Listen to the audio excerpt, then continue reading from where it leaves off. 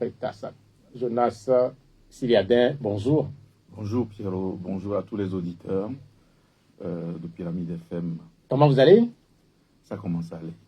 Ça commence à aller, c'est-à-dire? L'émotion est toujours là, la souffrance, mais ça va.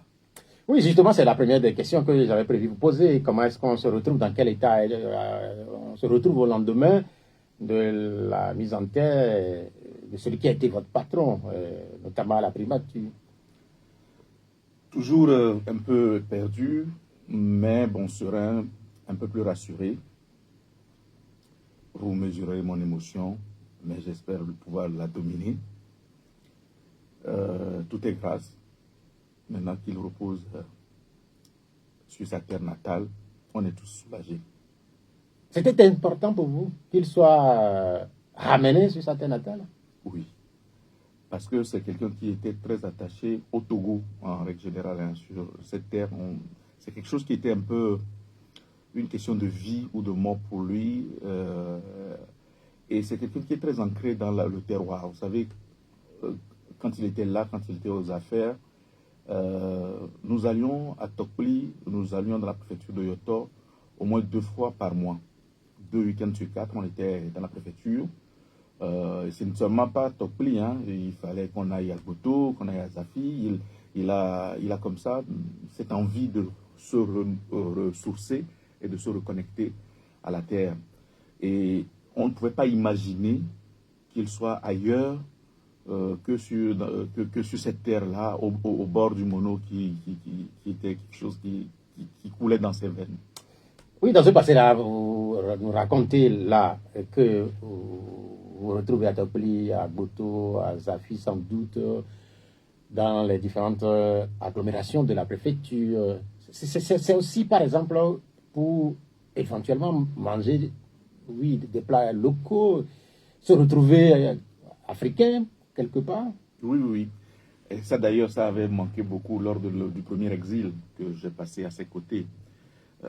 On repassait ce film. Parce qu'en fait, c'est vrai, il y avait ça. Il avait un bon appétit à Gbé. Donc, il fallait qu'on se retrouve, qu'on mange la pâte. Et que bon, il y ait des tam-tams qui viennent comme ça. Et vous savez que quand il est dans cet état-là, il ne manque pas de marteler la terre avec ses pieds et de rigoler avec tout le monde. C'était un homme radicalement du peuple, au sens où il avait besoin tout le temps de contact de la foule. Et quand on est son proche collaborateur, il faut être vraiment prêt à être bousculé tout le temps. Il descend et puis il improvisait beaucoup. Vous partez sur un itinéraire, la sécurité peut avoir validé l'itinéraire. Au bout d'un certain temps, il va changer et vous êtes face à quelque chose qu'il faut improviser. Oui, c'est la vie, c'est les plats, c'est les odeurs, c'est les couleurs, c'est tout cela qui fait qu'il faisait vivre. Et je pense que s'il y a une vie au-delà de cette vie, il aurait aimé errer dans cette poussière, dans cette air, dans cet environnement qu'il a façonné. Quand vous parlez de plats, nous sommes dimanche, sans doute que certains Togolais sont en train de manger. Mais lui, quels sont ses plats favoris? La pâte avec la sauce à demain, mais fait façon adjaba. Ça, c'est le premier. Mais il était assez universel. En fait, il aimait bien goûter à beaucoup de choses. Et il y a dans les années 90, tous les dimanches, il avait 2 plats. Il y avait un plat africain et un plat togolais, on va dire, et un plat non togolais que son cuisinier ou son majordome, il s'entendait pour le lui faire. Il tenait toujours en disant, dimanche, c'est 2 plats. Et donc, quand on avait l'honneur d'être invité à sa table, on devait passer d'abord par la pâte. Et puis, si on a encore de la place, on pouvait manger des raviolis ou, je sais pas, du poulet, ou du poulet yassa. D'ailleurs, un jour, on était au Mali, il avait fait commander du tchèpoudjen. Et sans nous le dire, une fois qu'on a terminé la séquence politique, publique, il nous a fait aller chez un de ses amis où on a mangé du tchèpoudjen et tout ça. Moi, c'était la première fois que j'en mangeais d'ailleurs, dans les années 90. C'est vrai que le Tchèp en réalité, c'est un plat sénégalais qui se mange à Dakar, sans doute que les collègues de Dakar qui nous regardent en ce moment, certains doivent être en train de manger du Tchèp. Nous revenons au Togo, puisque ici, c'est le Adjaba, en faisant référence donc à un des plats favoris de l'ancien Premier ministre. Et hier, vous en avez mangé un peu à l'enterrement? Moi particulièrement non, mais je pense qu'il y en avait certainement. Hier, on était très pris par tout le protocole officiel, public et familial, on va dire. Nous étions les autres, en parenthèse, nous qui accueillons. Oui, il doit en avoir eu. Moi, j'étais un peu très pris par tout ce qui entoure la sécurité, le maintien d'ordre, le bon déroulement des choses. J'étais plutôt sur la tour de contrôle, mais je pense qu'il doit en avoir eu, certainement. Bien, merci. On parlera du déroulé de ces événements-là qui vous ont occupé sur les dernières 48 heures, mais d'ordinaire, quand quelqu'un est mort, il y a cette formule qui revient très souvent, que la personne laisse un vide qu'on ne peut pas combler. Est-ce que vous êtes dans le même cas de figure? Absolument. Et encore plus, c'est d'autant plus important que la personnalité dont on parle était on peut pas, c'est pas exagéré de dire qu'Agbeoum était exceptionnel. C'est un homme de contact qui développait beaucoup de relations, mais c'est un homme qui avait beaucoup de dimensions différentes. C'est un homme assez complexe de ce point de vue-là. Même s'il donne l'apparence de quelqu'un de très simple, de très abordable, c'est quelqu'un de très complexe. Hier, par exemple, il y avait le ministre Djibril Ngom qui est venu lui rendre hommage, l'ancien ministre du Sénégal, qui est un ami, un très grand ami à lui. Vous vous retrouvez parfois dans des pays, vous ne savez pas comment il a fait, mais il a toujours quelqu'un qui vient à l'hôtel, qui vous dit, mon ami, mon frère. Et donc, quelqu'un comme ça, quand il disparaît, ne serait-ce que par rapport à tout ce réseau, on ne sait pas comment on fait pour contacter qui, comment on gère les choses. C'est vrai qu'il y a un vide. Et puis, bon, par le fait aussi qu'il soit décédé, on ne peut pas dire prématurément parce qu'on ne sait pas, ce n'est pas nous qui réglons les choses, mais oui, à 70 ans, on s'attendait encore à voir Agbé pour une vingtaine d'années là. Et moi, j'imaginais un jour aller le voir à Tokli un peu vieux et puis me moquer un peu de lui, prendre des nouvelles. Malheureusement, il n'y a plus. Vous avez cité là un ministre qui était là. Vous rappelez le nom? Djibril Ngom. Il est sénégalais. Il est sénégalais. Il était directeur du port de Dakar. Et c'est là où ils se sont connus. C'est vrai qu'il y avait beaucoup de gens qui étaient là et vendredi, beaucoup de gens aussi samedi. Outre lui, puisqu'on sait qu'il y avait un prêtre qui était venu du Bénin, mais en fait de l'extérieur, qui aussi était là? Je n'ai pas toute la comptabilité des personnalités qui sont venues. Ce qui fait, enfin, ma particularité dans cette histoire, c'est que je suis à la fois son collaborateur, mais membre de, enfin, pas la force des choses, membre de la famille. Ce qui fait que j'étais un peu plus dans beaucoup de choses à la fois. J'ai pas pu identifier tout le monde. Et puis bon, vous savez, quand il y a l'émotion comme ça, c'est après en regardant les photos qu'on se rend compte. J'ai vu le représentant de l'Union européenne qui était là. J'ai vu une délégation de la Côte d'Ivoire. J'ai vu des gens venus de la France. C'est ce que je peux avoir retenu. J'ai retenu pour le moment, oui, du Canada, parce que ces enfants ont étudié pendant longtemps au Canada. Voilà ce que j'ai pu voir. Nous parlerons aussi de ceux qui étaient là en venant de Lomé ou du Togo dans un instant, mais je ne sais pas si vous le savez, dans ce fauteuil, celui qui avait inauguré le D12 avec nous ici à Pyramide, c'est Agbebe Kodo. C'était en juillet 2016 au lancement de la radio. D'ailleurs, la radio a continué par célébrer ses 8 ans. Si nous avons le temps vers la fin de l'émission, nous dirons un ou deux mots à propos. Mais je propose qu'on écoute un des derniers passages quand même d'Agbebe Kodo ici à Pyramide.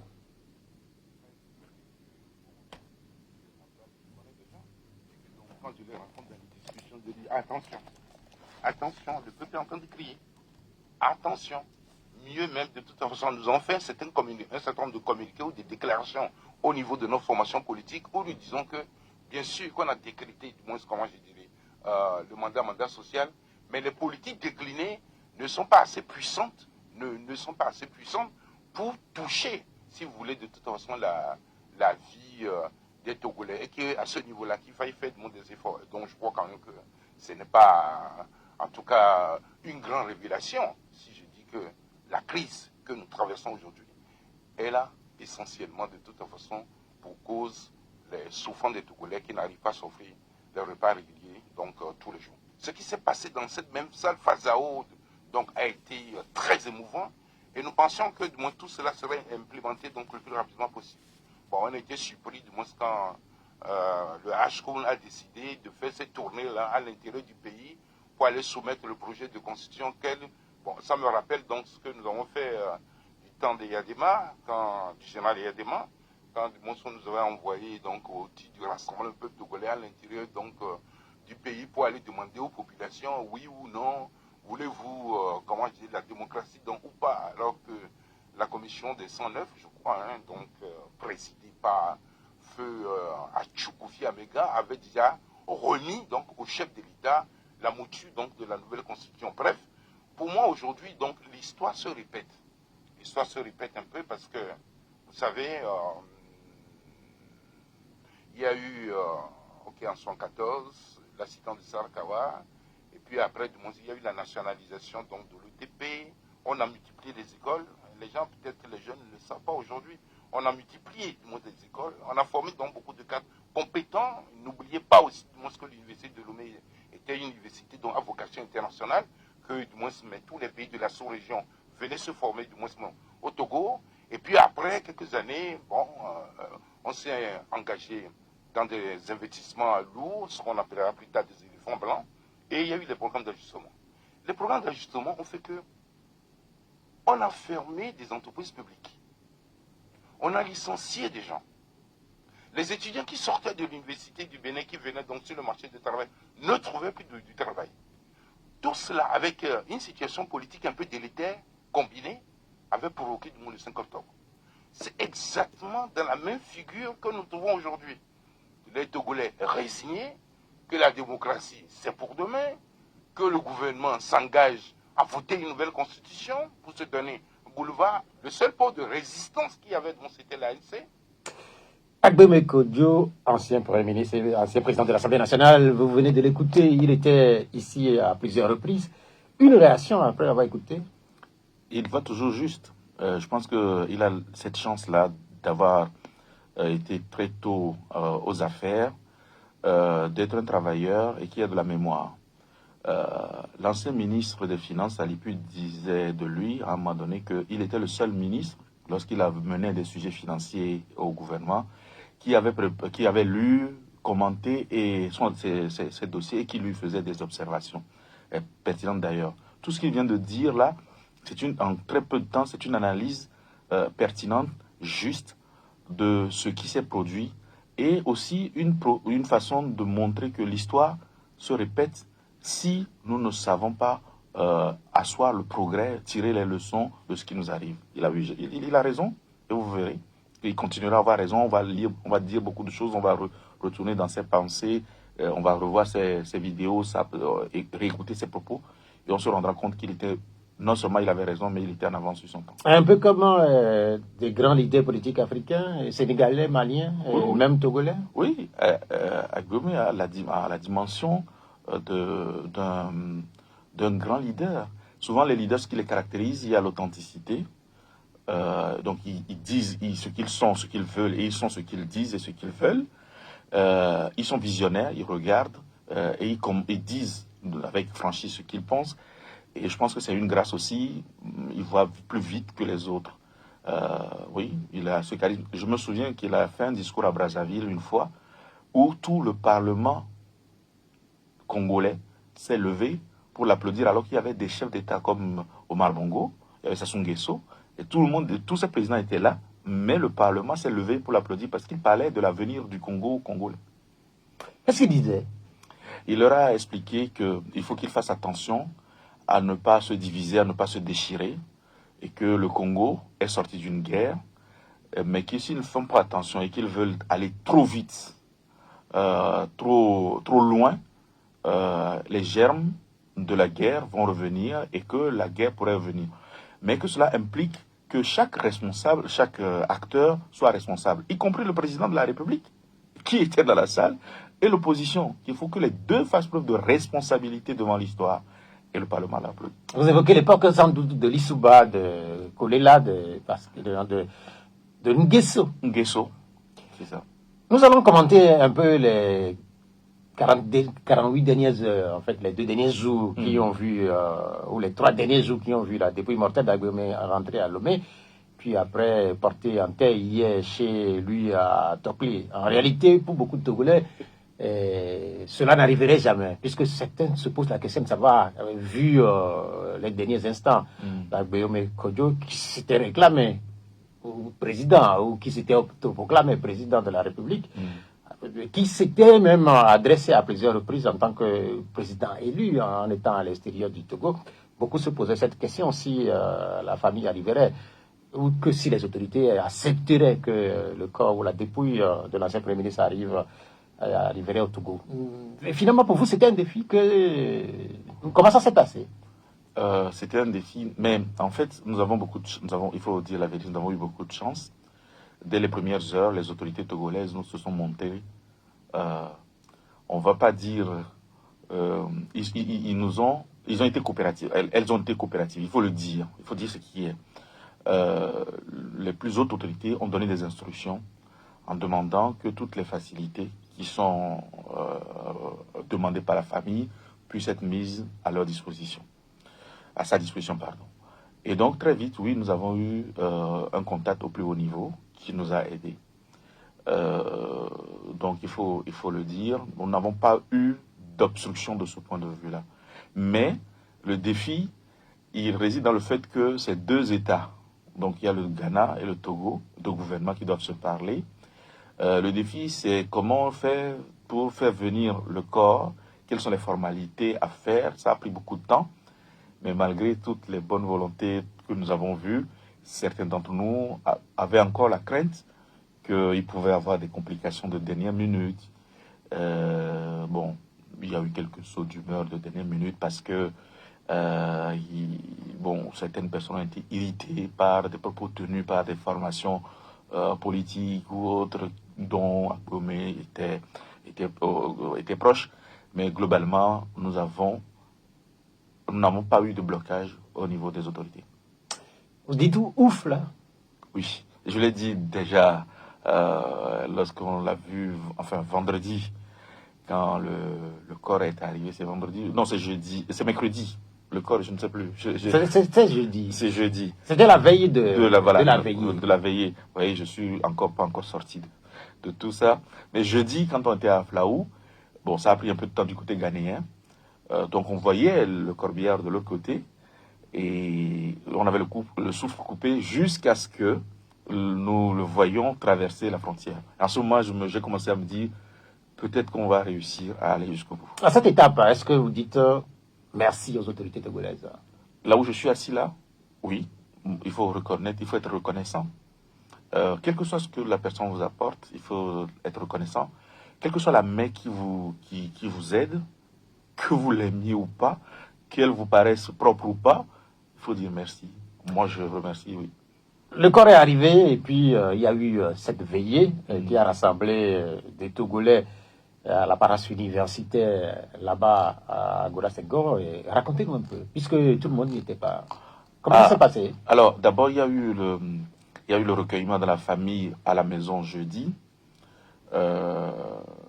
Et puis, vendredi, il y a eu la chapelle ardente ouverte à tout le public. Donc, les gens sont passés à la maison pour voir le corps et s'incliner devant la dépouille mortelle. Et à partir de 18h, on est parti à l'église pour la messe et la veillée. Tout s'est bien passé. La famille était installée devant comme d'habitude. L'église était pleine à craquer. Je pense qu'on a dû mettre des chaises sous la patame devant pour que les gens puissent trouver de la place. J'ai vu le Premier ministre Kofigo, je crois. J'ai vu le ministre Freitas qui lui a succédé au ministère de la Jeunesse et Sport. J'ai vu beaucoup de gens, mais bon, par intermittence, on voyait Et les autorités, il y avait les partis politiques qui étaient représentés. J'ai vu M. Olympio, j'ai vu Mme Adjamagbo, par exemple. Je ne sais pas si j'ai reconnu d'autres. Oui, Apevon, Maître Apevon, que j'ai vu également. Voilà, il y avait beaucoup de monde. On a mis, je pense, 1 heure, un peu plus d'1 heure à terminer les salutations à la fin de la messe. On vous a vu surtout prononcer une oraison et toute l'émotion qui vous a ceinturé. Et c'est vrai, vous avez versé des larmes. C'était comment? Dur. Dur parce que derrière chaque mot ou derrière chaque phrase, je pouvais mettre des images, plusieurs images. Et donc, à un moment donné, les images revenaient. C'est pour ça que ça a été dur. Même maintenant, c'est pas simple. Ce qui était dur aussi, quand on vous a écouté, c'est que vous nous aviez raconté qu'Agbemé a eu plusieurs exils. Ça, par exemple, oui, beaucoup l'ont découvert. Hmm. Mais comment expliquer tout ça? Il aime tant les exils? Non, Il aimait tant les exils? je vous ai dit que c'est un leader authentique. Ce qui caractérise un leader, c'est l'authenticité. Agbeome, c'est quelqu'un, quand il pense à quelque chose, il n'en parle pas comme ça tout de suite. Il sonde. Il nous appelle, il appelle des gens. C'est pour ça qu'il a beaucoup de tiroirs. Il sonde. Puis une fois qu'il a les informations, il fait sa propre synthèse, son opinion. Une fois qu'il est sûr de ce qui lui paraît être juste, il ne va plus en démordre. Et il va parler, il va aller. En plus, c'est quelqu'un qui était très énergique. Vous savez, vous le connaissez mieux que enfin, vous le connaissez un peu comme moi aussi. Il est très énergique. Et un mot, une phrase très simple, il va lui donner beaucoup de relief, beaucoup d'accent. Et ça, forcément, à un moment donné, ça dérange certains. Parce que les gens aiment plutôt qu'on arrondisse les angles, qu'on passe par des choses, qu'on dise pas exactement ce qu'on veut. Et lui, il était comme ça. Et c'était un homme de conviction. Et j'ai parlé de la rectitude, de sa rectitude à défendre ses convictions. C'est ça qui lui a fallu beaucoup de déboires. Mais ce sont des qualités. Il en a fait combien?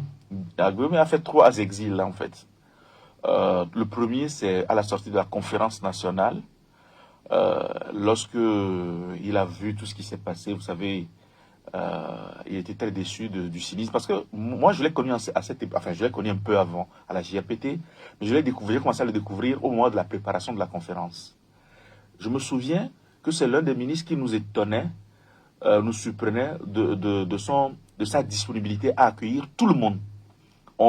On voyait des associations de l'opposition venir au groupe de travail avec lui et on ne voyait pas un militant du RPT qui voulait favoriser forcément les siens, mais il avait de bonnes relations avec eux. Jean Deglé le dit souvent aussi, il a dû travailler ils ont travaillé ensemble et on a vu quelqu'un qui était disponible.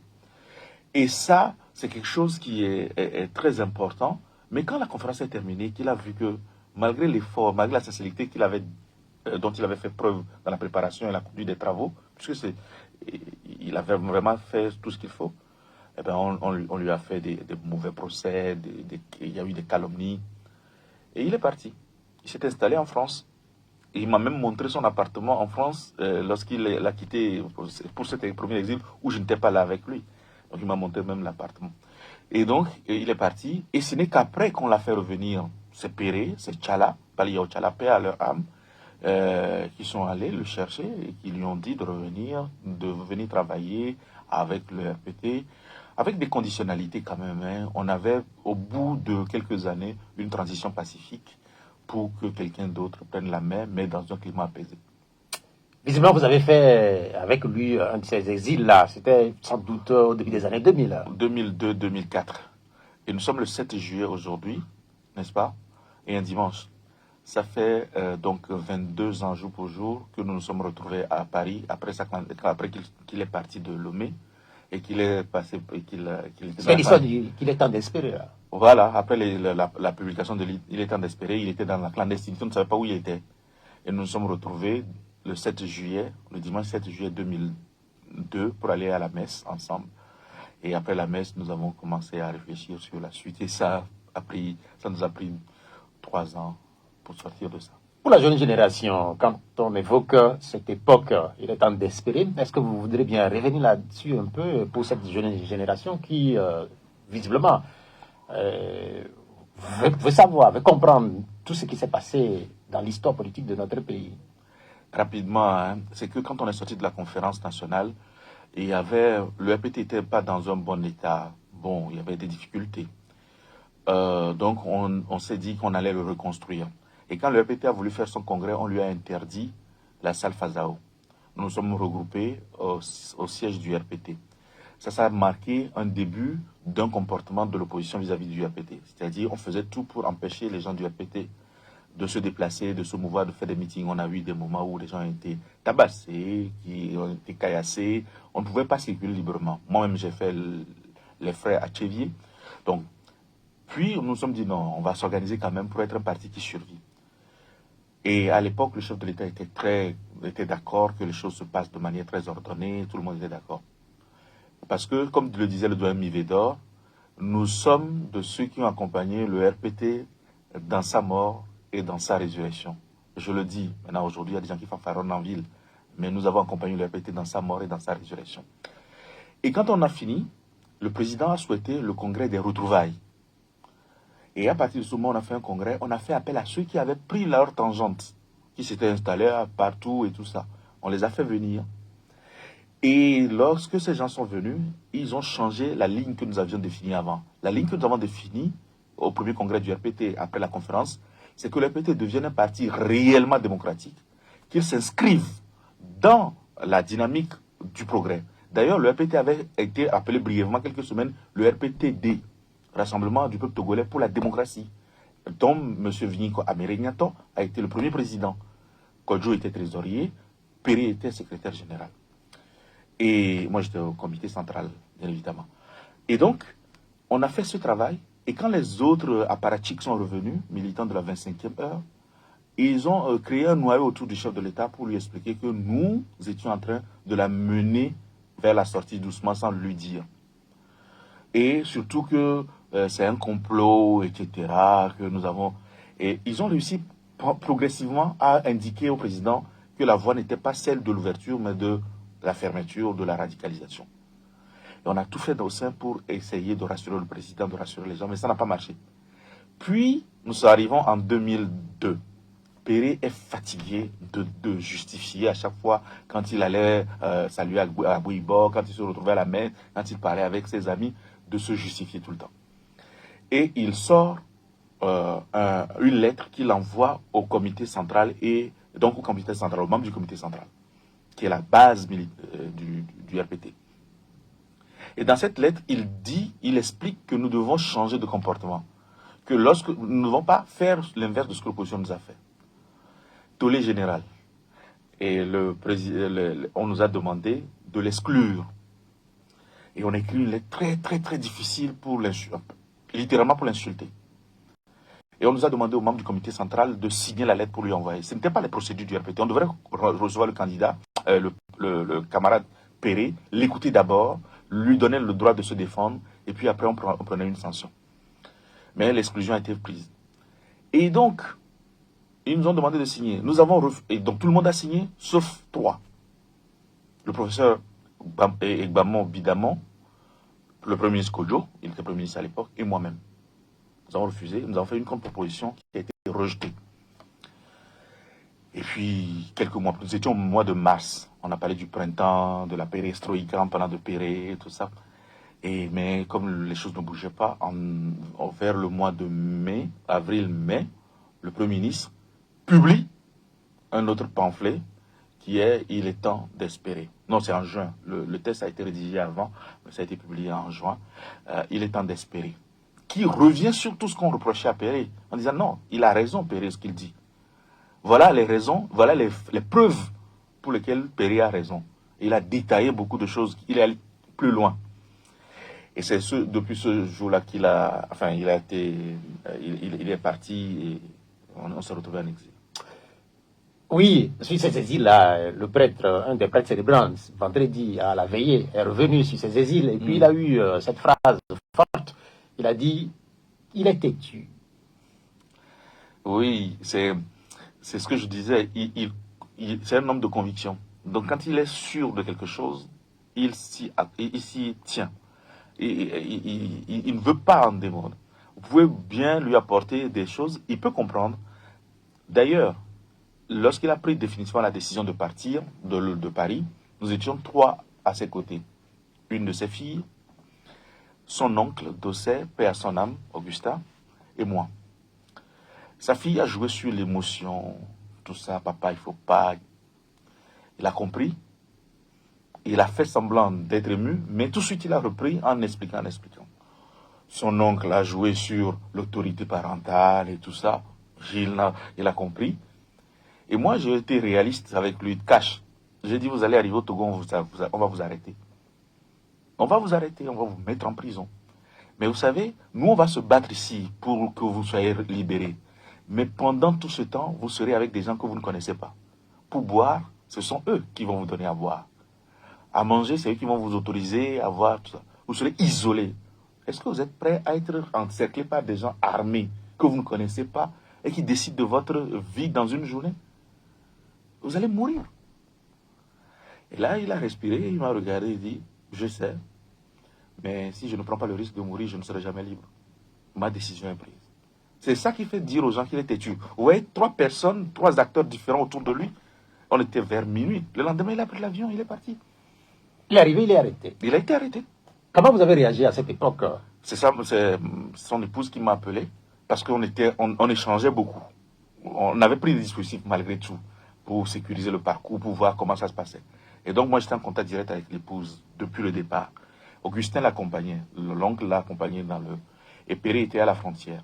Quand il a franchi la frontière, on les a installés dans une voiture de police en expliquant que c'est pour des raisons de sécurité et qu'on allait l'amener à la maison.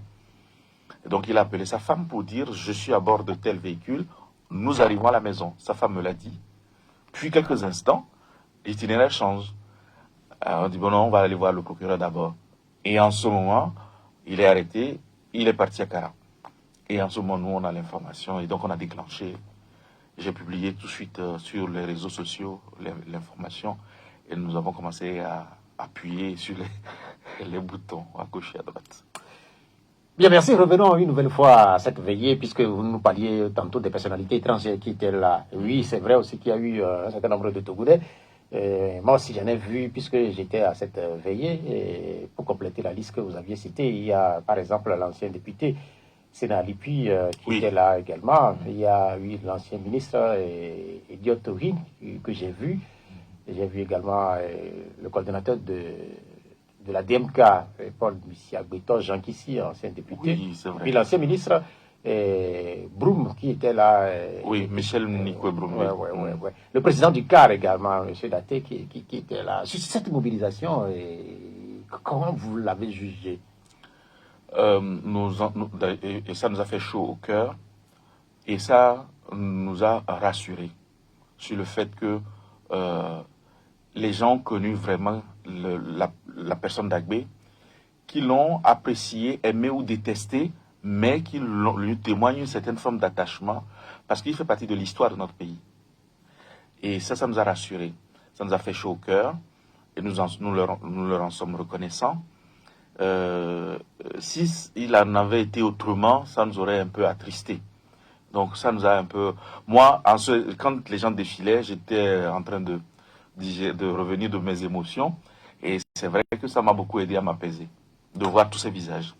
Oui, sur cette présence qui était là, oui, il y a aussi les absences, parce que beaucoup se sont posé la question de savoir si les ministres en fonction seraient là, si par exemple il y a une délégation du gouvernement. Sur cet aspect, qu'est-ce qui s'est passé?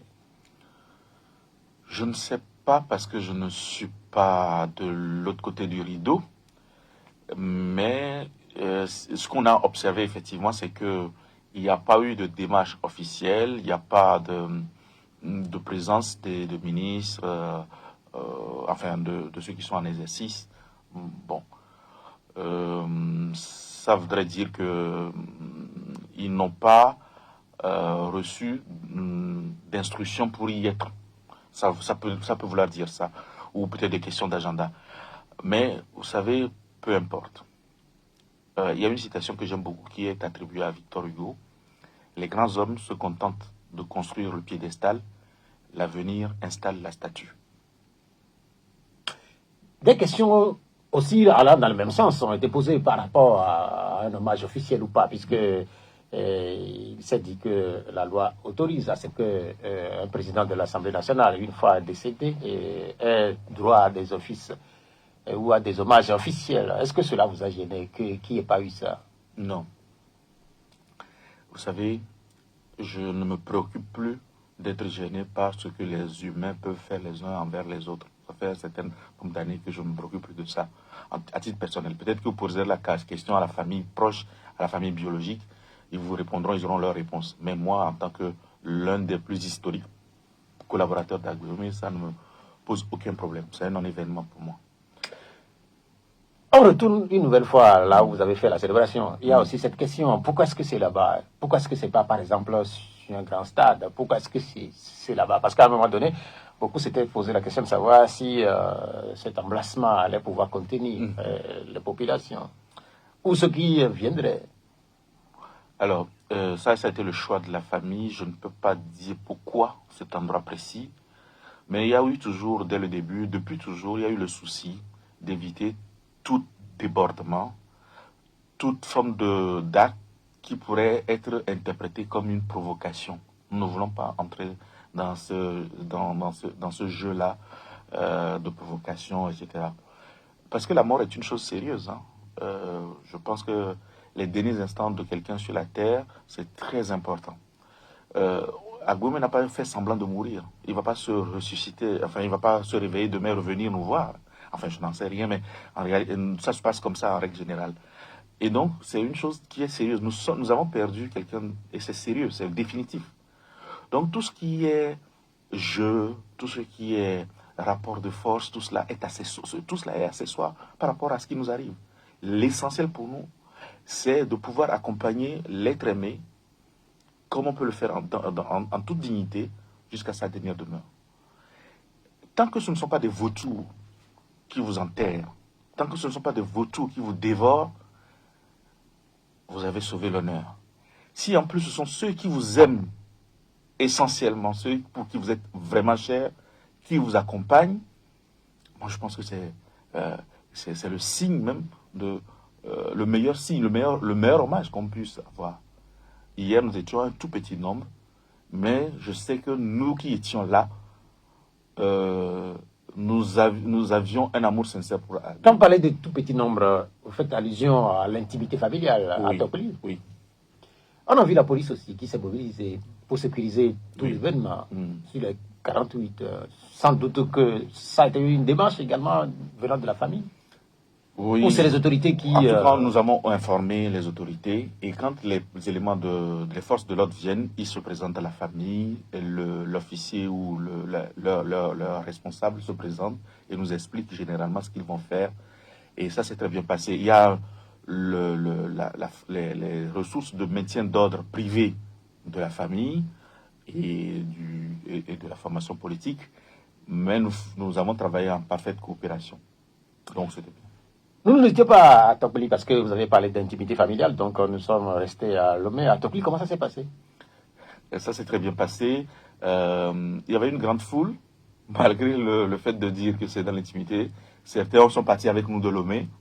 Bon, je pense que parler d'intimité familiale en parlant d'Agbououmé, c'est aussi un peu mal parti déjà. Donc certains s'étaient entêtés, ils sont venus. Et à Topoli, il y avait une forte population qui nous attendait. Oui, mais les forces de l'ordre étaient là pour nous aider. Les cérémonies se sont déroulées, on ne peut pas dire dans le calme, parce qu'il y avait du bruit, il y avait de l'agitation, il y avait des émotions. Mais dans l'ordre, on va dire que ça s'est bien passé. Il y a eu plusieurs moments. Il y a eu l'accueil à l'entrée de la ville, avec des cérémonies traditionnelles. Il y a eu le tour à la maison familiale, c'est très important. Il retourne chez ses parents. Ils ont fait un tour là-bas. Puis maintenant, ils sont venus à la place publique, sous la Patam. On avait prévu la veille, on avait fait disposer 6000 chaises. il y avait des gens debout, il y avait des gens ailleurs. Bon, donc, mais ça s'est bien passé. On avait bien organisé, on avait bien anticipé pour les parkings, etc. Puis après, le dernier moment, c'est quand on est rentré dans la villa Renaissance, qui est sa villa à Tokli. Et là, effectivement, nous avons sécurisé le périmètre. Nous avons fait sécuriser le périmètre. Et puis, bon. On a parlé d'intimité familiale. Je n'ai jamais pensé qu'il y aurait 6000 chaises de disposer. C'est ce que nous avions. Ah oui, oui, c'est ce que nous avions. Nous avions. Alors, parce que nous, moi, je l'ai connu, je sais. La famille aussi avait comment on dit ça? La famille avait se doutait un peu que ça pouvait déborder. Moi, je sais que même si les gens de Lomé n'étaient pas venus, toute la préfecture allait affluer. En fait, une grande partie de la population de la préfecture devrait aller venir. C'est d'ailleurs le gouvernement aussi l'a anticipé, je pense, parce qu'il y avait non seulement la police, mais il y avait des militaires qui ont été déployés. On a vu des jeeps avec des militaires qui étaient là pour faire en sorte que ça ne déborde pas. Dans un instant, les auditeurs vous poseront des questions. Ils interviendront dans le cadre de cette émission qui est consacrée à Gbémé Kodjo, l'ancien Premier ministre du Togo, ancien président de l'Assemblée nationale, ancien directeur du port autonome de Lomé, ancien ministre également. Vous nous avez raconté, là, par exemple, dans votre raison, qu'il a été, je crois, deux fois ou trois fois ministre des Sports. 2 fois ministre de la Jeunesse et Sport en 88, puis en 92, ministre de la Sécurité, ministre de l'Administration territoriale de la Sécurité. Beaucoup évoquent son caractère. Oui. Est-ce qu'on peut commencer par voir les auditeurs? Puisque là, on me fait signe quand même que nous avons passé 45 minutes. Je vais rappeler tout simplement aux auditeurs qu'ils peuvent également laisser les commentaires sur les réseaux sociaux, puisque je suis en train de regarder de gauche à droite. Je me ferai le plaisir de faire partager ces commentaires avec notre invité qui est Jonas Siliadin, ancien directeur de cabinet d'Agbémé Kodjo. Allô, bonjour. Oui. Bonjour. Bonjour. Oui, bonjour. Bonjour Pélé, comment vous allez? Oh, très bien. Oui, Pélé, on vous écoute. Ok, je salue notre invité. Bonjour, monsieur Pelé. Ok, un baobab est tombé. L'eau de Kodjo. Parce que je suis là veillé à son tombeau. Moi, j'y étais. Pierrot, je pense que c'est sur votre antenne là-bas que vous avez reçu M. Agbémé Kodjo. C'était le 27 avril 2000. Je lui ai posé 2 questions.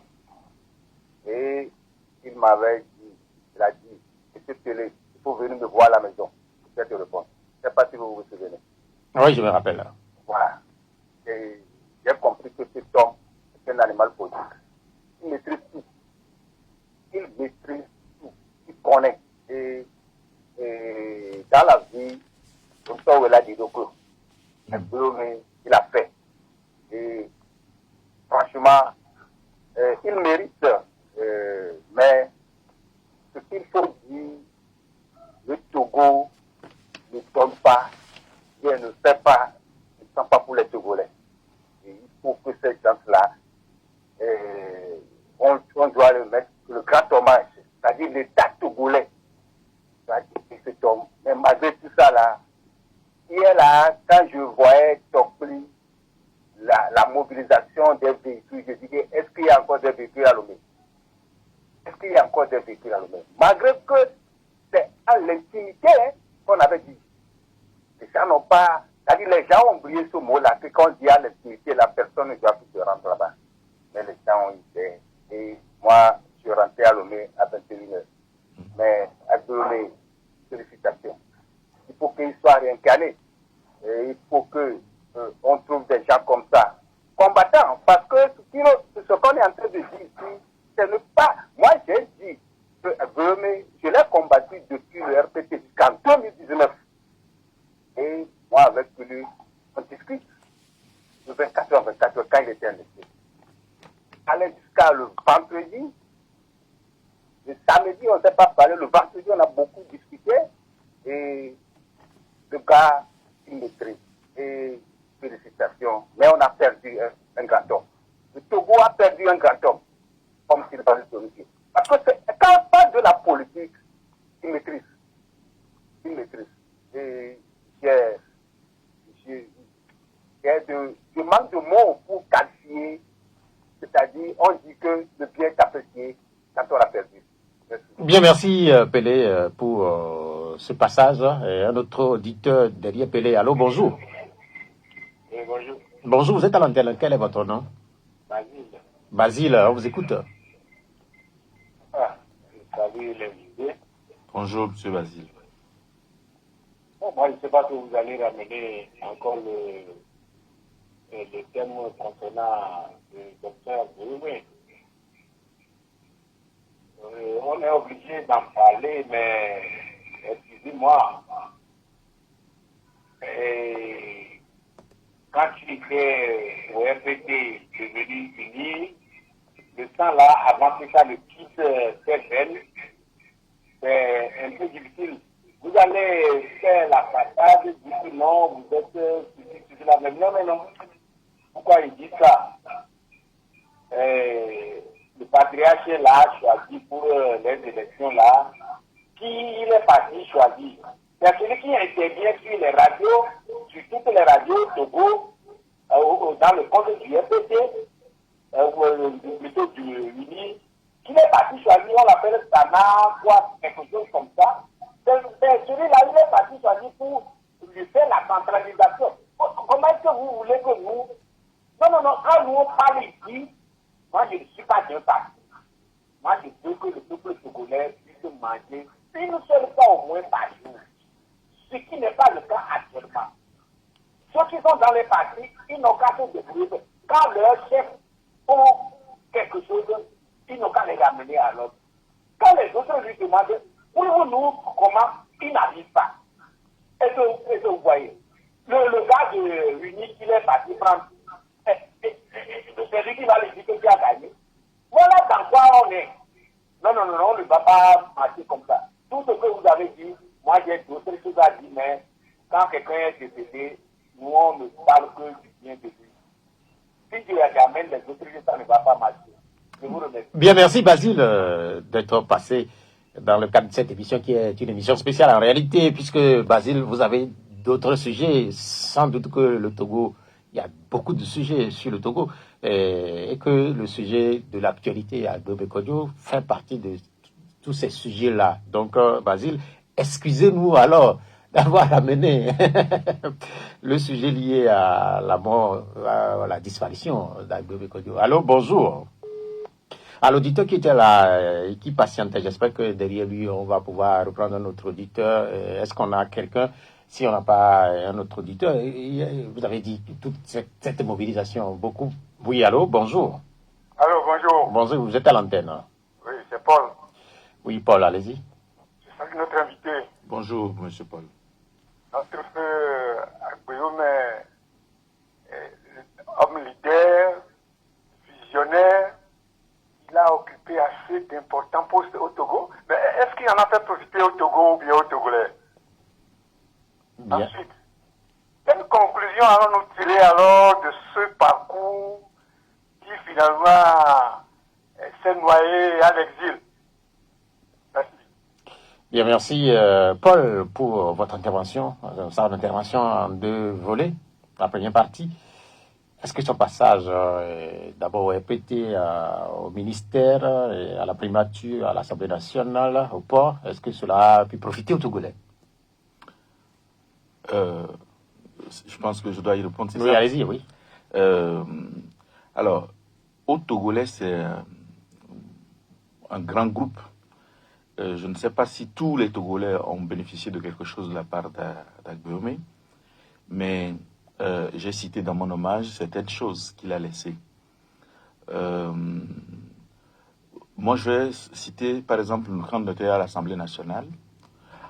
Bien que l'Assemblée nationale soit monocolore, c'est-à-dire il n'y avait pas l'opposition, le gouvernement Adoboli a été obligé de venir rendre compte. Régulièrement, on faisait venir les ministres, on leur posait des questions, c'était réellement contradictoire. J'ai cité une fois l'exemple du passeport. Vous savez que dans les années, ceux qui ont connu ces périodes-là, dans les années 98-99, même pour obtenir un passeport, on n'arrivait pas à l'avoir au Togo. Les gens avaient eu des visas pour partir, ils avaient déjà obtenu le visa. Ils n'ont pas pu obtenir le passeport, le visa a expiré. C'est Guillaume Kodjo, en tant que président de l'Assemblée nationale, qui a pris à bras le corps ce sujet. Ça, je parle de l'Assemblée nationale. Mais revenons au port autonome de Lomé, où il a été directeur général. Je ne sais pas si notre ami Paul a connu le port après la grève générale illimitée qui a été déclenchée le 16 novembre 1992. Quand Guillaume est arrivé au port, quelques temps après, ce que était le port à l'époque. Les navires ne venaient plus au Togo. Ils préféraient aller à Tema ou à Cotonou, et on avait des problèmes économiques et financiers. C'est Agome qui a redressé le port. C'est Agome qui a dessiné la vision d'un port à conteneurs. C'est Agome qui a dessiné la vision d'un terminal sec, un port sec qui est à Togo. Il avait même prévu 5AC. Donc si au moins lui-même directement n'est pas venu remettre de l'argent dans les poches des Togolais, au moins ce travail-là a profité à l'économie togolaise, puisqu'aujourd'hui le port autonome est un des fleurons de notre économie.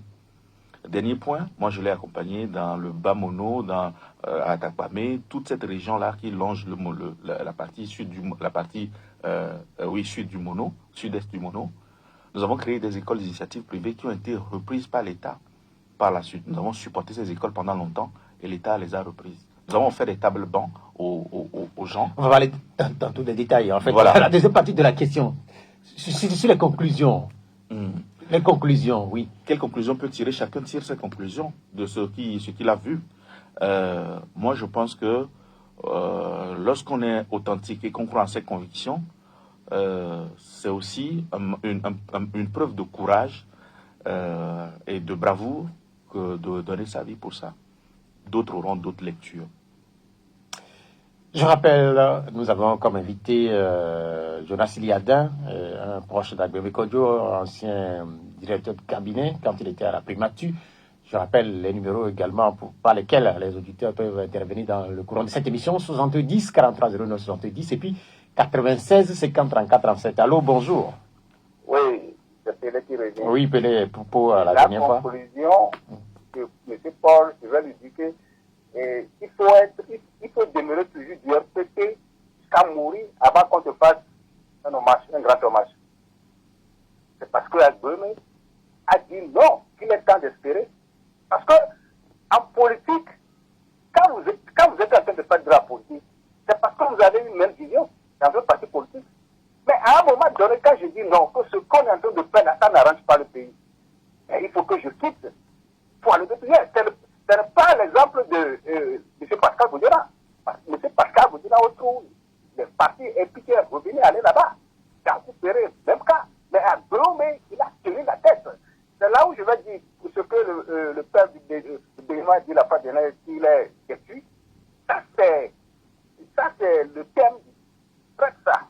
Mais en politique, il est campé sur sa position et sa vision politique. C'est ça qu'on appelle un homme de conviction en politique. Merci. Bien, merci Pelé. On a compris quand même que effectivement vous avez rencontré Agbe Kodjo et vous faites finalement son défenseur, puisque cette intervention c'est pour répondre à Paul. Il y a Basile qui disait qu'il était un peu surpris qu'on ait pu ramener cette question de l'actualité à ce qui concerne. Vous pensez que il a exagéré, il a tort, et on aurait ne pas faire cette émission? Non, je pense que nous sommes à la fin de la semaine. Enfin, si on prend la semaine laïque, et un des événements majeurs qui a marqué cet événement, cette semaine, c'est quand même celui-là, indépendamment de la personne concernée. Je ne sais pas si nous avons déjà connu à plusieurs reprises un Premier ministre, un ancien Premier ministre, un ancien président de l'Assemblée nationale qui est mort en exil, qui est venu et qu'on a accueilli et qu'on a eu toute une séquence. C'est normal, de mon point de vue en tout cas, qu'on puisse en parler. Après, ça ne dépend pas de la personne, c'est l'événement. Vous êtes journaliste, donc les journalistes s'occupent de l'actualité, ça faisait partie de l'actualité. Bien, merci. On me fait signe que Basile, qui veut revenir. Allô? Non, je vous disais, pourquoi le patriarche l'a pris et lui, il est parti prendre un homme qui est plutôt, excusez-moi, de unir pour venir faire la centralisation de ces suffrages. C'est ce que moi je demande. Oui, bien. C'est ça que lui demande. Pour nous, quand il a gagné, il n'arrive pas. Oui, restez. Parce que le gars déjà mis tout à l'eau. C'est de ça que moi je parle. Oui, Basile. Oui. Oui, je voudrais que vous discutiez directement avec mon invité. Oui, oui, il faut lui donner, moi je vais discuter avec lui. Basile, Oui. est-ce que vous pensez que c'est Agbeome seul qui désigne celui qui travaille dans le cadre d'une campagne? Là, ça veut dire que tous ceux qui étaient là-bas ne voyaient pas l'enjeu qu'on avait en face. Non, On connaît quelqu'un qui intervient depuis toujours dans le compte de crédit. On le fait pour venir centraliser moi mes résultats. Et vous pensez que si vous pensez, monsieur, vous savez, moi, je m'en tiens aux faits. Là où je suis, je ne connais pas la personne. Je ne sais pas. Ah voilà. Et je ne sais pas où je ne connais pas son obédience politique. Je ne peux pas vous répondre. Ok. Et Basile. Oui, merci d'être intervenu. C'est clair que là, Agbeome Kodjo, on l'a enterré hier. Il n'est pas là pour nous expliquer pourquoi c'est cette personne qu'il a choisie pour, faire partie de cette équipe, puisque même la personne en question, c'est vous qui nous dites qu'il est de UNI. Moi, je ne sais pas si la personne est de UNI ou pas, donc c'est vous qui nous le dites. On va retourner au téléphone pour insérer d'autres auditeurs. Allô?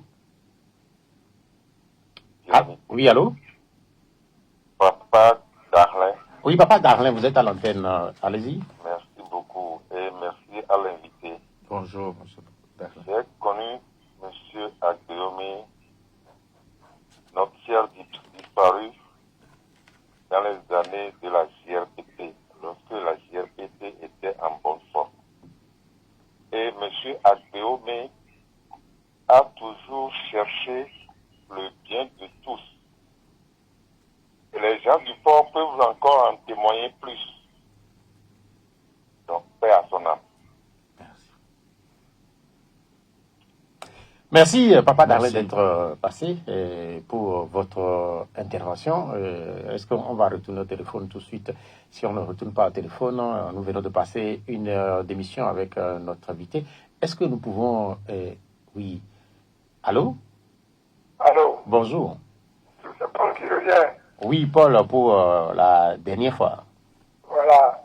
Moi, j'ai connu Agbeome lorsqu'on allait à Lomé de prendre les miettes que Yadima ou bien tout le gouvernement nous distribuait après nous avoir aussi affamés. C'est en ce temps-là que moi je l'ai une fois vu. Il était autour de Yadima. Il faut qu'on danse avant d'avoir quelques petits billets. Bon, moi, la conclusion que moi je veux tirer, c'est que vraiment, si Agbeome aujourd'hui est décédé comme ça, malgré les privilèges qu'il a, il faudra qu'on se départisse des biens de ce monde pour se donner à l'amour, aimer son prochain, un point tiré. Merci. Bien, merci Paul pour ce dernier passage. Il parle d'amour. On a écouté beaucoup d'interventions liées à cette thématique, l'amour. Il semble que c'est quelqu'un qui aime surtout partager. Sans doute que vous allez confirmer, puisque vous faites partie de son cercle restreint et vous avez travaillé au port de... En fait, non, vous avez travaillé à la primature. À l'Assemblée nationale. D'ailleurs, à ce propos, je voudrais rectifier, je n'étais pas le directeur, mais le chef de cabinet. Le chef de cabinet. Le directeur, c'était Pagnan. Ok. Le chef de cabinet, il est différent du directeur de cabinet. Absolument. Ok. Il partageait. Il donnait. Oui, bien sûr. Bien sûr. Bon, je pense que pour peu que les gens qui connaissent bien Agbeome savent qu'il est très généreux, qu'il aime inconditionnellement, parfois même certains de ses proches lui reprochent cette façon-là de distribuer à tout va. Les gens construisent leur maison au Togo ici juste parce qu'ils sont allés voir Agbemé pour le supplier, de les aider à avoir des tonnes de ciment. Les gens ont perdu leurs parents ici pour les transporter au nord du Togo. Ils les aident. Il y a plein de gens. Ce n'est pas ça le sujet en fait. Vous savez, des gens peuvent vouloir vous dénigrer, faire ce qu'ils veulent. On dit que c'est bien, que ses œuvres l'accompagnent. C'est devant Dieu et devant lui seul juge suprême, que ça va se jouer. Si Agbemé a été ce que ses détracteurs disent, il le saura très vite devant son Père Céleste. S'il a été cet homme d'amour, cet humaniste déterminé, engagé pour défendre ses convictions, son Père Céleste le lui dira également. Donc le reste, ce n'est que vanité. Paul parle justement de vanité. Et quand je parle de Paul, je ne parle pas de l'apôtre Paul qui est intervenu, mais c'est dans Galates qu'on écoute ce passage, vanité des vanités, que tout est vanité. En réalité, quand on voit un peu la vie, notamment de ceux qui, comme Agbemé Kodjo, ont servi la République, se sont livrés parfois pour le bien d'une certaine catégorie de Togolais, et on peut se poser des questions finalement sur notre passage sur Terre. Absolument. Et au-delà même de ça. Mais si on revient à la personne dont on parle, Agbemé, vous pensez que s'il ne savait pas se délester des métaux de vanité, il accepterait, alors qu'il était Premier ministre, avec tous les privilèges qui vont avec, de se mettre en danger, en risque, et de faire cette longue traversée du désert? Bien, imaginons qu'il ne l'ait pas compris, qu'il ne savait pas que ça se passait comme ça. Maintenant qu'il a fait 3 ans, il accepterait de le refaire, alors qu'il a sa famille, sa maison, il a ses amis et tout ça, il accepterait d'aller se réfugier dans un champ de maïs. Mais justement, sur la question du champ de maïs, on va revenir sur cette question-là, mais il y a quelqu'un au téléphone. Allô? Alors, bonjour. Bonjour. Gérard. Gérard, vous êtes à l'antenne. Là. Je salue l'invité. Bonjour, monsieur Gérard. Ça fait longtemps que je n'ai plus vu. Allô? Oui. Ça fait longtemps que je n'ai plus de ces nouvelles. Et je le salue. Bonjour, Donc, Gérard. ce que je garde de M. Agbemé, c'est sa façon de dire la vérité et tout, son pragmatisme. Aussi, il a souvent été réaliste, que moi je le considère comme finalement un vrai opposant, parce que il y a certains qui font tout pour ne pas, qui sont opposants, parce que quoi qu'on dise, ils ne quittent jamais. Je ne dis pas de quitter le territoire, mais c'est quelqu'un, puisque c'est dans la vérité, il fonctionne. Quand ça ne va pas, il sait qu'il est en danger, il prend l'exil. Ce n'est pas qu'il est heureux, mais c'est qu'il veut aussi sauver non seulement sa vie et toutes ses conditions. Donc, c'est à son âme. Je ne l'ai pas côtoyé en tant que tel, mais à l'entendre, à l'écouter, ça veut dire que c'est un homme de conviction et il est aussi très pragmatique. Merci. Merci. Bien, merci. Le numéro de téléphone pour participer à l'émission, c'est 96 50 34 37 et puis 70 43 09 70. Je vois Richard qui demandait ce numéro. Il l'a écrit sur notre page. J'espère que Richardson nous écoute et qu'il peut appeler sur ces 2 numéros. Est-ce que la ligne est libre pour que Richard puisse appeler? J'espère qu'il le fera dans les instants à venir. C'est l'histoire des champs de maïs. C'était quoi cette histoire? C'est lui-même qui l'a dit dans son audio. Quand il a quitté la maison et puis après, au bout d'un certain temps, il a fait une allocution dans laquelle il dit qu'il s'est réfugié dans un champ de maïs. Je ne sais pas, je ne suis pas allé, je ne sais pas où c'est en réalité, mais je pense qu'il n'était pas dans un hôtel 5 étoiles non plus. C'est une figure de style en réalité, voilà. Pour dire qu'en réalité, qu'il souffre, qu'il a des difficultés, comme dans un champ de maïs. Voilà. Allô? Oui. Bonjour. C'est pour intervenir dans l'émission. Oui, quel est votre nom? C'est Mossé, depuis Agoué. Mossé? Oui. Oui, allez-y. Oui, bon, je salue l'invité. Bonjour, monsieur Mossé. Oui. Bon, c'est pour dire que M. Agbemé Kodjo a beaucoup fait pour le Togo, vraiment. Bon, on devait lui rendre un hommage quand même. Mais, bon, comme les autorités ont décidé de ne pas le faire, bon, ça ne fait rien quand même. Mais il faut que chacun prenne conscience de son parcours. Merci beaucoup. Bien, merci Moïse d'être bref. Après Moïse, est-ce qu'on a un auditeur? On n'en a pas encore. Donc, nous allons écouter une dernière fois Guillaume Kodjo. Puisque j'avais dit qu'il fait partie de ceux qui n'hésitent pas à répondre favorablement à nos invitations ici. C'est vrai aussi que ce n'est pas facile aux acteurs politiques, notamment togolais, d'intervenir dans les débats sur les médias, mais lui, particulièrement, il répond chaque fois que nous l'invitons. Nous allons l'écouter une dernière fois. Si nous considérons que tout ce que Dieu fait est bon, ou tout ce qu'il a fait est bon, il nous a créé un estomac. Pour faire quoi? C'est pour mettre de la nourriture dedans, pour produire de l'énergie qui nous permet de réfléchir, de bouger. Et quand les apôtres ont demandé à Jésus donc de leur enseigner une prière, dans la prière que Jésus a enseignée, il dit que donne-nous notre pain de chaque jour.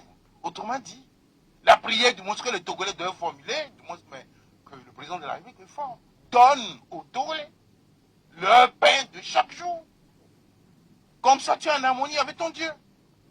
Et donc, tout ce qu'on dit, la santé publique, ça commence par une alimentation saine, un habitat social correct, dans un environnement sain. Et donc, moi, tout ça, les gens n'arrivent pas à manger. Les gens, de toute façon, ont des récriminations qui n'arrivent pas à exprimer. Que ça ne marche pas, que nous souffrons, qu'il y a des injustices sociales. Les gens le disent, mais tu ne peux pas le dire fort. Mais les gens le disent, et dans le quotidien, nous l'observons. Encore une réaction? Oui, vous voyez, c'est encore juste, encore une fois. En fait, je pense que le devoir de tout homme politique, de tout gouvernant, c'est d'assurer à ses concitoyens ou à ceux qu'il gouverne la possibilité de conjuguer au présent de l'indicatif et à la première personne 3 verbes. Se soigner, se nourrir, s'éduquer. Et c'est ce qu'il dit. Et ça, c'est aussi simple que ça. Ça n'a rien à voir avec l'opposition à une personne ou la détestation d'une autre personne. C'est une question de... Et c'est ce qu'il exprime clairement. Nous avons besoin de faire tout pour que dans nos sociétés, personne ne se couche le ventre vide. D'ailleurs, il y a un auditeur qui l'a dit, et c'est lui-même qui... Basile, il dit... le peuple, et ce que moi je veux, c'est que le peuple togolais, chaque Togolais puisse manger à sa faim au moins une fois par jour. Vous voyez, c'est lui qui dit, il le reproche. En fait, il oppose un peu à ce que nous faisons en disant, c'est pas important, ce qui est important, c'est ça. Mais c'est ce que dit Agboué, justement, en faisant cette politique-là. Allô? Oui, allô? Oui. Oui, c'est Kossi. Kossi. Pas très loin de chez vous, là. Ah, Kossi, vous nous appelez de l'Oméga? Oui, de l'Oméga, pas très loin de l'Odef. Ok, on vous écoute, Kossi. Bonjour, monsieur. Vraiment, permettez-moi de m'incliner pieusement devant la mémoire de ce grand homme, Maître Kodjo Agboué. Oui. J'ai saisi tout à l'heure au mot l'intervenant et tout à l'heure l'extrait de l'intervention du disparu m'a forcé à poser cette question. Monsieur Agboué a été président de l'Assemblée nationale, Premier ministre, 2 ou 3 fois ministre, une grande personnalité de ce régime qui a gouverné ce pays pendant longtemps. Il a compris que ce qu'on doit faire, c'est d'aider les gens à conjuguer les 3 verbes, comme l'a dit l'intervenant qui est là. Il a dit lui-même que Agboué a aidé les gens à construire des maisons. Est-ce que, pour avoir été au gouvernement pendant longtemps, qu'est-ce qu'il a fait pour que les Togolais aient pu faciliter la vie aux Togolais pour que chacun ait aujourd'hui un logement social, au lieu d'aller quémander individuellement pour se construire des maisons, au lieu que les gens soient obligés d'aller quémander chez lui pour pouvoir transporter leur mort jusqu'au nord. Est-ce que c'est ça être président de l'Assemblée nationale? Est-ce que c'est ça être premier ministre d'un gouvernement d'une nation? Est-ce qu'un premier ministre, un président de l'Assemblée nationale, c'est pour aller distribuer des tables bas dans le sud du Bas-Mono? Voilà les questions que je me suis posées tout à l'heure, en sachant qu'Agboué a été au gouvernement et en écoutant tout à l'heure ce que l'intervenant a dit et le de son discours. Merci. Bien, merci Kossi pour votre intervention, réaction. Alors, je voudrais qu'on soit sérieux un petit peu. Jusqu'ici, vous avez vu que j'ai adopté un ton qui n'est pas mon ton habituel. Je veux qu'on soit serein, qu'on apaise les gens. Mais commencer cette polémique-là ou cette façon de dire des choses comme si on n'était pas au Togo, si on était sur la Lune, ça ne va pas aller. Si la personne veut, j'ai encore le discours programmatique d'Agbeome lorsqu'il a été nommé Premier ministre. Il peut le lire. Si on devrait commencer à parler des choses concrètes, je peux rentrer dans le détail pour lui. Est-ce que notre ami connaît ce qu'on appelle le programme intérimaire renforcé du FMI, le PIR? Est-ce qu'il sait celui qui l'a conduit dans sa dernière phase? Quand il dit qu'en tant que Premier ministre, pour faciliter la vie des gens, le Premier ministre, il est au gouvernement et au quotidien, il prend des décisions. Il pense que quand Gbéomé est arrivé à la primature, il a passé les 2 années à croiser les bras, à ne pas. Et est-ce que les gens se souviennent des conditions dans lesquelles nous étions dans les années 2000, avec la coopération avec les institutions qui étaient gelées et qu'il fallait jongler pour trouver un peu de ressources, pour payer les salaires, pour faire en sorte que l'économie continue à avancer. Alors, et je ne veux pas ici qu'on allume des polémiques, mais je veux qu'on respecte quand même un minimum la personne du Premier ministre Kodjo. Est-ce qu'il a été le seul Premier ministre au Togo? Est-ce qu'il n'y a pas des Premiers ministres qui ont duré plus longtemps aux affaires? Est-ce que le Kodjo est parti des affaires depuis 2002? Qu'est-ce qui a été la différence? Ceux qui sont venus, ils ont fait mieux, moins bien, plus. C'est comme ça qu'il faut analyser les choses. Il ne faut pas venir ici parce que on a l'occasion de s'exprimer, commencer à vouloir semer le doute ou la confusion dans la tête des gens. Il faut arrêter avec ça. Ça aussi, c'est l'un des sujets avec le Togo, c'est que les gens confondent leur envie de dénigrer avec la vérité des faits. Et il faut commencer à lire. Si vous voulez, je peux vous donner le discours programmatique. Je peux vous citer ce que vous voulez. Vous pouvez lire la presse de l'époque et voir si Kodjo a fait ce qu'il faut. Je n'ai jamais dit que le rôle d'un Premier ministre, c'était de distribuer des tabac. Mais enfin, quand vous venez d'un milieu et que vous voyez que les femmes souffrent, pour inscrire les enfants à l'école, c'est un problème. Parce qu'on dit qu'il n'y a pas de tabac, qu'il faut que les parents eux-mêmes fassent des tabacs avant que leurs enfants ne viennent.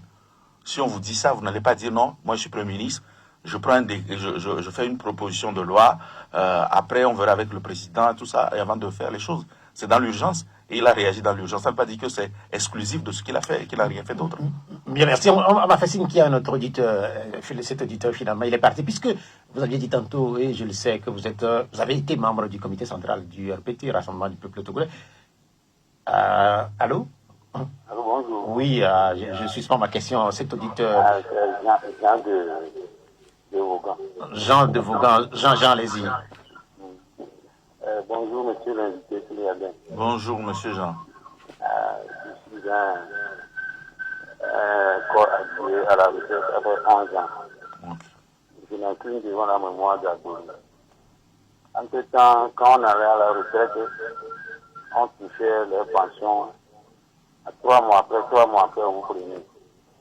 Et les hommes allaient, nos grands frères allaient, même les militaires, les policiers allaient demander à Agbeome, il les aidait. Un jour, il a pris son bâton de pèlerin à revoir et à demander que les corps habillés qui partaient là, comment leur salaire se fait. Et c'est 3 mois après. Il dit non. Il a dit de changer de dénomination de leur ministère. Il a demandé comment ça se fait. 10 mois. Et il a dit, bon, c'était un ministère de la défense tout court. Pour que les salaires là se joignent ensemble au même moment que les actifs et les retraités. On a qu'à dire désormais ministère des anciens, de la défense et des anciens combattants. Et le gars, il a demandé à répondre. Et on a appliqué ça jusqu'à ce jour où nous prenons nos pensions chaque fin du mois que les actifs. Et à son âme. Merci. Merci pour le témoignage. Est-ce qu'on a un dernier auditeur? Allô?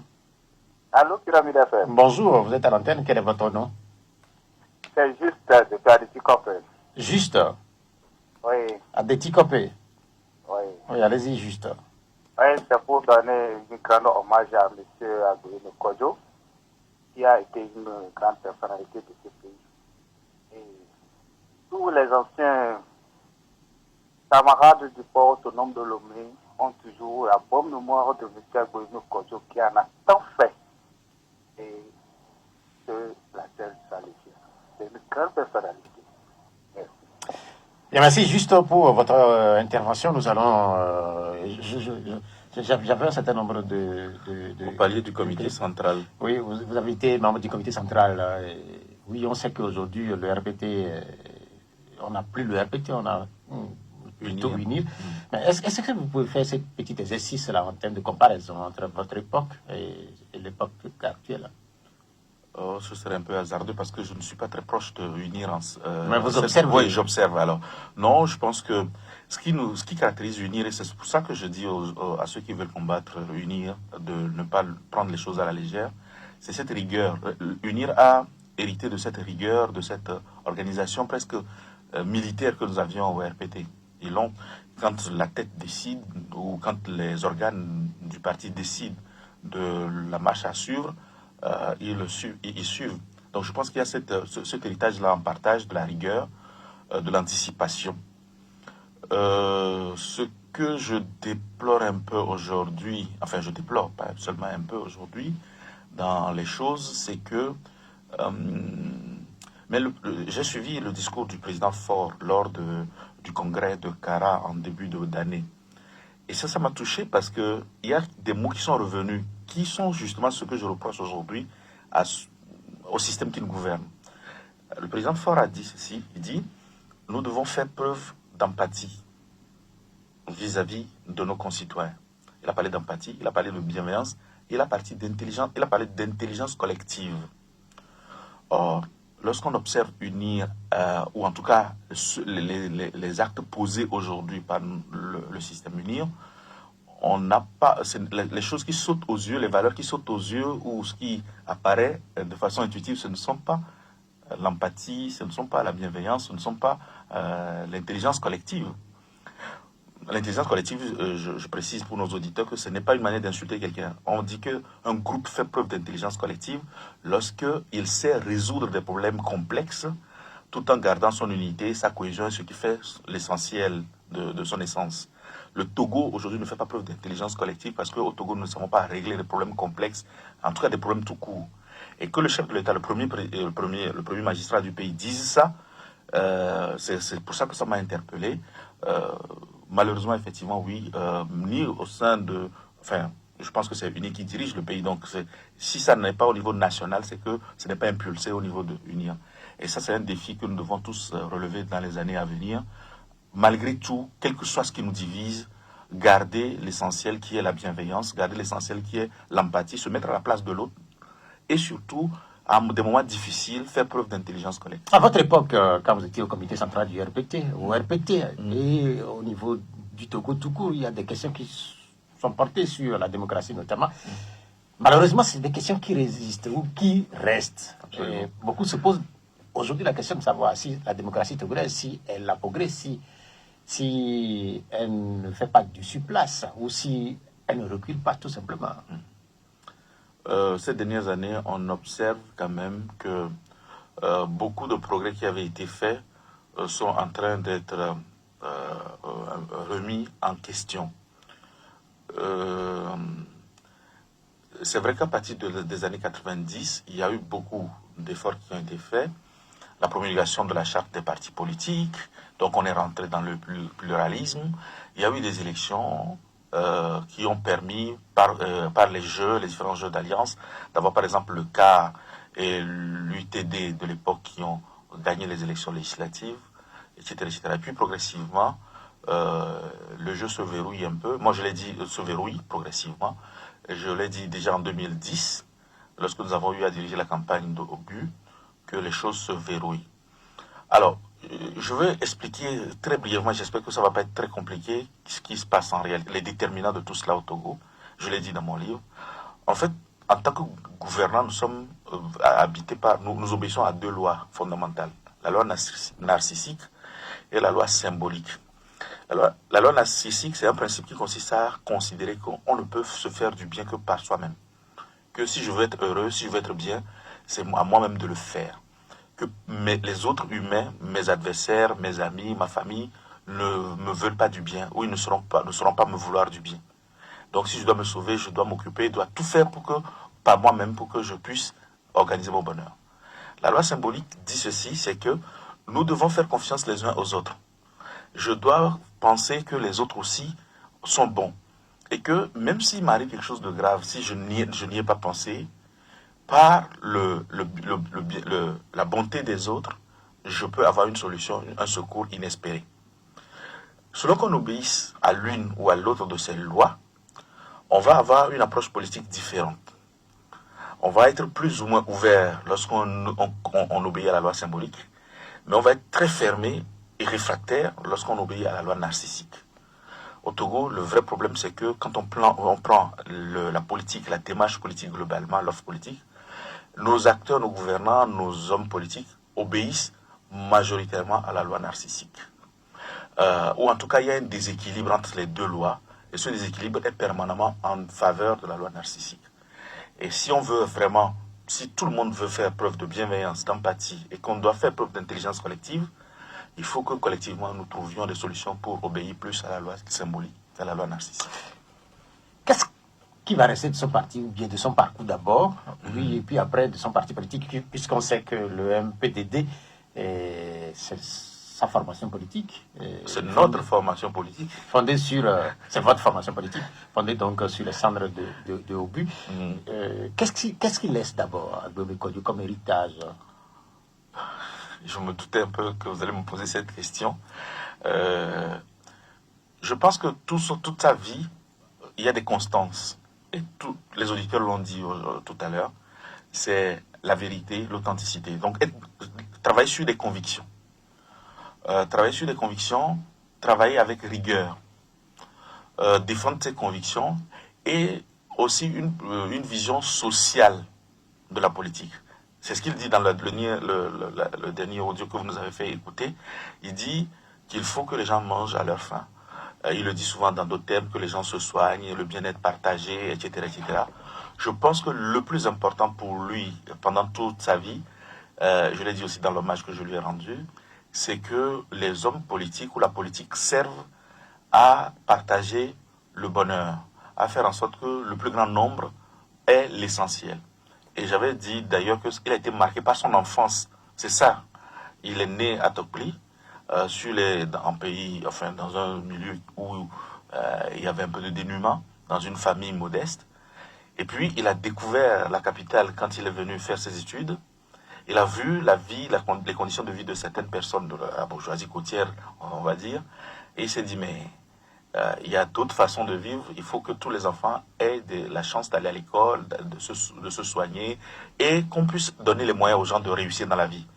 C'est pour ça que toute sa vie, il a dédié à cette cause de la justice économique et sociale. Je pense que s'il y a un héritage, c'est l'héritage donc de la conviction, de l'authenticité, de la justice sociale et économique. Sur le plan politique, intrinsèquement à votre parti politique, le MPDD, qui était membre de la DMK. Qui est, toujours. Oui, qui est membre de la DMK. Qu'est-ce qu'il va devenir? Le MPDD? Oui. Les statuts ont prévu tout ça. En fait, les statuts de notre... Puisque d'habitude, quand un président fondateur en Afrique, un parti politique, quand il meurt, il s'en va avec le parti. Absolument. En fait, au MPDD, il était le président. Gérard Adja était le premier vice-président. Moi, je suis le deuxième vice-président et Mme Amouzou Dovi est le troisième vice-président. Les statuts prévoient clairement ce qui va se passer. Normalement, on n'a pas eu le temps de faire les choses, je l'avoue, comme il fallait le faire. Normalement, le bureau politique devrait désigner un intérim. Et ce n'est qu'après la fin de l'intérim qu'on organise un congrès qui désigne la nouvelle équipe. Bon, Mme Amouzou et moi, on se partage ce rôle-là d'intérim. Et comme je ne suis pas tout le temps sur le territoire national, Mme Amouzou assure quand je ne suis pas là. Et nous nous coordonnons. Maintenant que nous avons pu en faire les obsèques, on va observer un petit moment et puis on va s'organiser pour aller au congrès rapidement. Et le congrès va désigner la nouvelle équipe et le parti va continuer. Votre prière, c'est sans doute de ne pas vivre les mêmes affres comme d'autres formations politiques. Oui. Non, on fera tout pour éviter les scissions, les départs et tout ça. Et moi, je dédie ma personne à ça. Et vous me donnez l'occasion de le dire. Je n'ai aucune ambition personnelle. Je n'ai pas de prétention.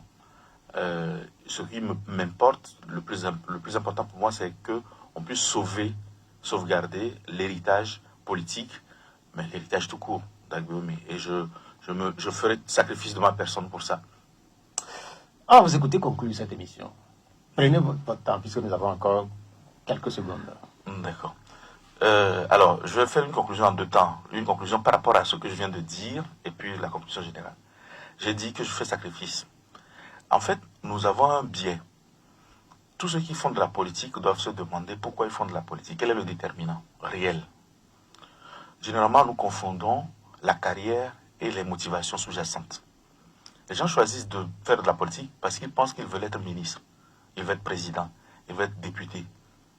Mais en réalité, s'ils se regardent bien, s'ils se posent les bonnes questions, ils verront qu'ils ont des motivations qui les amènent à ça. Les motivations profondes. Par exemple, les gens qui veulent être président ou qui veulent être ministre, c'est qu'ils ont un besoin de reconnaissance, un besoin d'honneur, un besoin de prérogatives, un certain nombre de choses. Or, quand on repose la question par rapport aux motivations, on verra bien que ce n'est pas qu'en étant président de la République seulement, ou qu'en étant seulement ministre, qu'on peut trouver un exutoire ou une réponse à ces motivations, à ces déterminations profondes. Vous voyez un peu. Moi, il y a plusieurs années en arrière, je pensais que mon destin, c'était de devenir ministre, président ou tout ce que vous voulez, tout ce qui est dans la sphère politique, pour être heureux. Mais je me suis rendu compte que mon déterminant, c'est la reconnaissance, c'est le mouvement, c'est de pouvoir proposer des solutions, c'est de construire des choses, de passer de l'idée à la chose d'un stratège. J'ai créé un cabinet et j'ai exactement la même satisfaction. Donc, je n'ai pas besoin aujourd'hui de faire de la politique pour être heureux. Donc, je suis au MPDD. Le patron a voulu que j'y sois parce que c'est un code. Je sais qu'il savait que s'il lui arrivait quelque chose, je ferais tout pour sauver le patrimoine. C'est pour ça qu'il a mis d'abord Adja, Gérard, et moi ensuite, pour une question de disponibilité. Malheureusement, Gérard est parti avant que le patron ne décède. Je parlais de quelques secondes, les secondes sont finies. Ah bon, je pensais que j'avais plusieurs minutes. Autant pour moi. Bon, je vous lirai ma conclusion après, si vous permettez, parce que c'est une intervention de Jacques Attali qui est très intéressante sur la vengeance. Dommage. Hein? Dommage. Vous le lirez prochainement à nos amis. Merci d'être venu, Jonas Siliadin, ancien directeur de cabinet d'Agbéomi Kodjo. Chef de cabinet d'Agbéomi Kodjo. Merci à Romaric Freitas pour la mise en onde technique. Cette émission va être rediffusée à partir de 19h. Je suis Pierre Roatiobé. Au revoir. Merci.